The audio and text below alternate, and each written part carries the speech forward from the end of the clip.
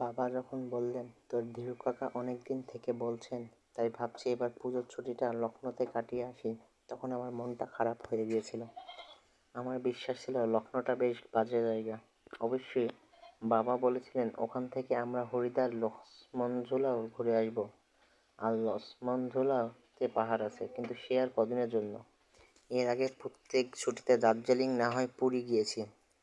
আমার পাহাড়ও ভালো লাগে, আবার সমুদ্রও ভালো লাগে। লখনৌতে দুটোর একটাও নেই। তাই বাবাকে বললাম ফেলুদা যেতে পারে না আমাদের সঙ্গে। ফেলুদা বলে ও কলকাতা ছেড়ে যেখানেই যাক না কেন ওকে ঘিরে নাকি রহস্যজনক ঘটনা সব গজিয়ে ওঠে। আর সত্যিই দার্জিলিংয়ে যেবার ও আমাদের সঙ্গে ছিল, ঠিক সেবারই রাজেনবাবুকে জড়িয়ে সেই অদ্ভুত ঘটনাগুলো ঘটলো। তেমন যদি হয় তাহলে জায়গা ভালো না হলেও খুব ক্ষতি নেই।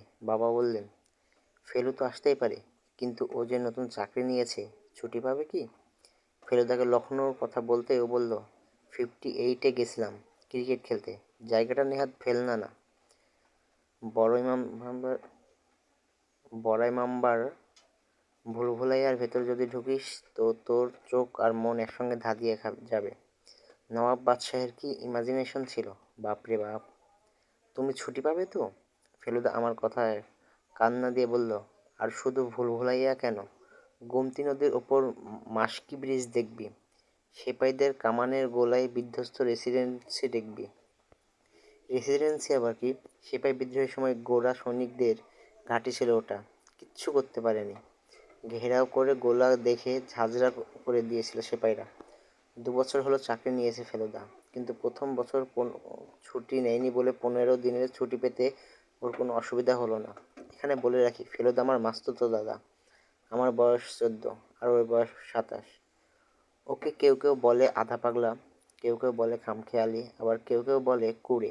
আমি কিন্তু জানি ওই বয়সে ফেলুদার মতো বুদ্ধি খুব কম লোকের হয়, আর ওর মনের মতো কাজ পেলে ওর মতো খাটতে খুব কম লোকে পারে।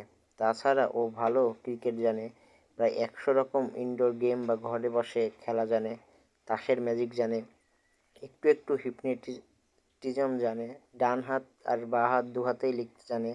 আর ও যখন স্কুলে পড়তো তখনই ওর মেমোরি এত ভালো ছিল যে ও 2বার রিডিং পড়লে পুরো দেবতার গ্রাস মুখস্থ করেছিল। কিন্তু ফেলুদার যেটা সবচেয়ে আশ্চর্য ক্ষমতা, সেটি হলো ও বিলিতি বই পড়ে আর নিজের বুদ্ধিতে দারুণ ডিটেকটিভের কাজ শিখে নিয়েছে। তার মানে অবশ্যই এই নয় যে চোর ডাকাত খুন এসব ধরার জন্য পুলিশ ফেলুদাকে ডাকে।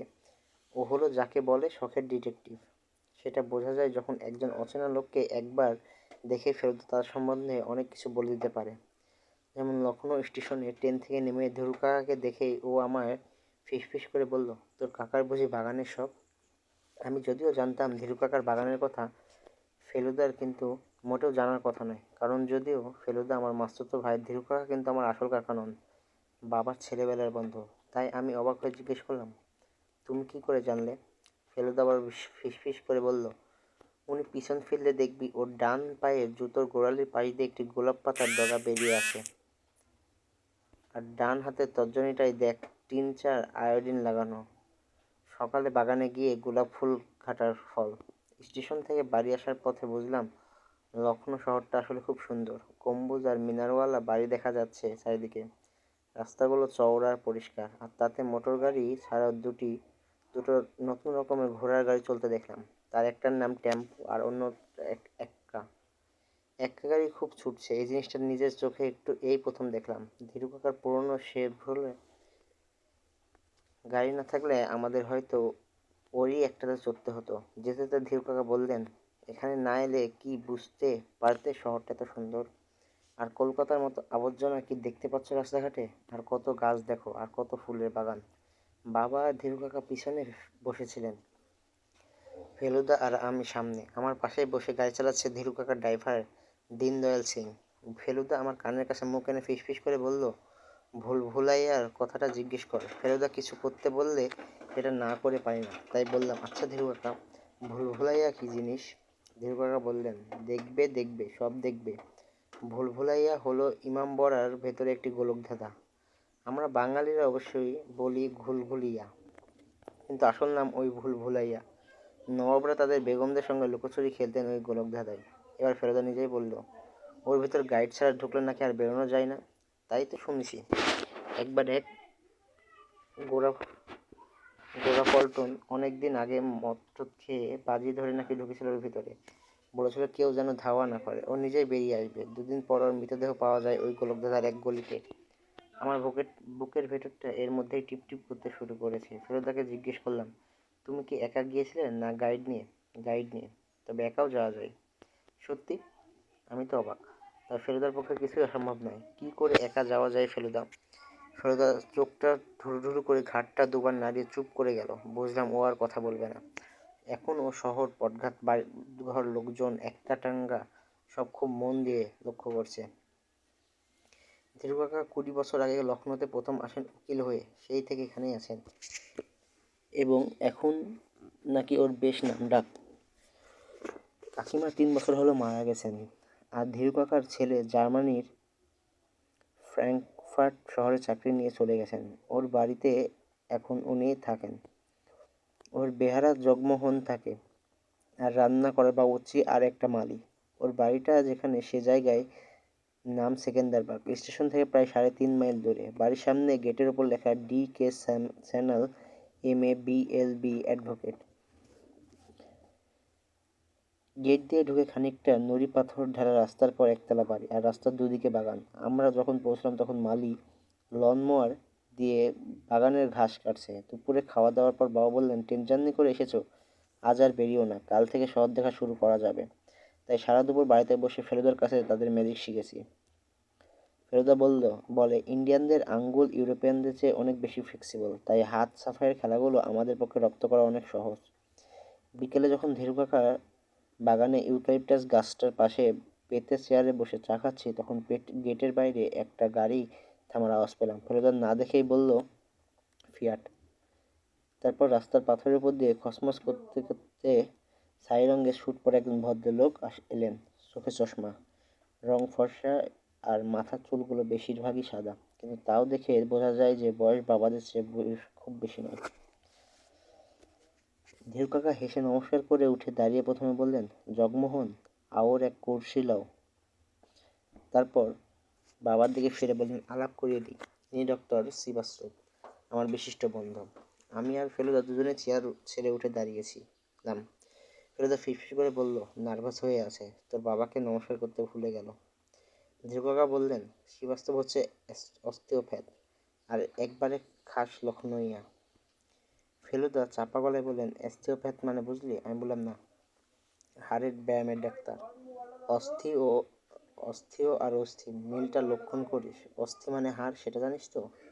তা জানি। আরেকটা বেতের চেয়ার এসে পড়াতে আমরা সকলেই বসে পড়লাম। ডক্টর শ্রীবাস্তব হঠাৎ ভুল করে বাবার চায়ের পেয়ালটা তুলে আরেকটু হলে চুমুক দিয়ে ফেলতেন। এমন সময় বাবা একটু খুব খুব করে কাশতে আই এম সো সরি বলে রেখে দিলেন। ধীরু কাকা বললেন, আজ যেন তোমায় একটু বলে মনে হচ্ছে, কোনো কঠিন কেস দেখে এলে নাকি? বাবা বললেন, ধীরু, তুমি বাংলায় বলছো, উনি বাংলা বোঝেন বুঝি? ধীরু কাকা হেসে বললেন, ওরে বাবা, বোঝেন বলে বোঝেন, তোমার বাংলা আবৃত্তি একটু শুনিয়ে দাও না। শ্রীবাস্তব যেন একটু উপস্থিত হয়ে বললেন, আমি বাংলা মোটামুটি জানি, ট্যাগরও পড়েছি কিছু কিছু। বটে, ইয়েস, গেট পয়েন্ট। আমি মনে মনে ভাবছি, এই বুঝি কবিতার আলোচনা শুরু হয়। এমন সময় কাপা হাত তারই জন্য ঢালা চায়ের পেয়ালাটা তুলে নিয়ে শ্রীবাস্তব বললেন, কাল রাতে আমার বাড়িতে ডাকু আসিয়াছিল। ডাকু? ডাকু আবার কে? আমাদের ক্লাসে দক্ষিণা বলে একটা ছেলে আছে, ডাকনাম ডাকু। কিন্তু ধীরু কাকার কথাতে ডাকু ব্যাপারটা বুঝে নিলেন। সে কি, ডাকাত তো মধ্যপ্রদেশে আছে বলে জানতাম, লখনৌ শহরে আবার ডাকাত এলো কোথা থেকে? ডাকু বলুন কি চোর বলুন, আমার অঙ্গুরের কথা তো আপনি জানেন মিস্টার সানিয়াল, সেই পিয়ালিলালের দেওয়া আংটি, সেটা কি চুরি গেল নাকি? না না, লেকিন আমার বিশ্বাস কি ওই আংটি নিতেই চোর আসছিল। বাবা বললেন, কি আংটি? শ্রীবাস্তব ধীরু কাকাকে বললেন, আপনি বলেন, উর্দু ভাষায় এরা বুঝবেন না, আর অত কথা আমার বাংলায় হবে না। ধীরু কাকা বললেন, পিয়ালিলাল শেঠ ছিলেন লখনৌ এর নামকরা ধনী ব্যবসায়ী, জাতে গুজরাটি। এককালে কলকাতায় ছিলেন, তাই বাংলাও অল্প অল্প জানতেন। এর ছেলে মহাবীরের যখন 12 কি 13 বছর বয়স, তখন তার একটা কঠিন হাড়ের ব্যায়াম হয়। শ্রীবাস্তব তাকে ভালো করে দেন। পিয়ালিলালের স্ত্রী নেই, 2 ছেলের বড়টি টাইফয়েডে মারা যায়। তাই বুঝতেই পারছো, সবেধন নীলমণিটিকে মৃত্যুর দরজা থেকে ফিরিয়ে আনার জন্য শ্রীবাস্তবের উপর প্যারিলালের মনে একটা গভীর কৃতজ্ঞতাবোধ ছিল, তাই মারা যাবার আগে তিনি তার একটা বহুমূল্য আংটি শ্রীবাস্তবকে দিয়ে যান। বাবা বললেন, কবে মারা গেছে ভদ্রলোক? শ্রীবাস্তব বললেন, লাস্ট জুলাই, 3 মাস হলো। মে মাসে ফার্স্ট হার্ট অ্যাটাক হলো, তাতেই প্রায় চলে গিয়েছিলেন। পরের সেই টাইমে আংটি দিয়েছিলেন আমায়, দেওয়ার পর ভালো হয়ে উঠলেন। তারপর জুলাই মাসে সেকেন্ড হার্ট অ্যাটাক হলো, তখন আমি দেখা করতে গেছিলাম। 3 দিনে চলে গেলেন।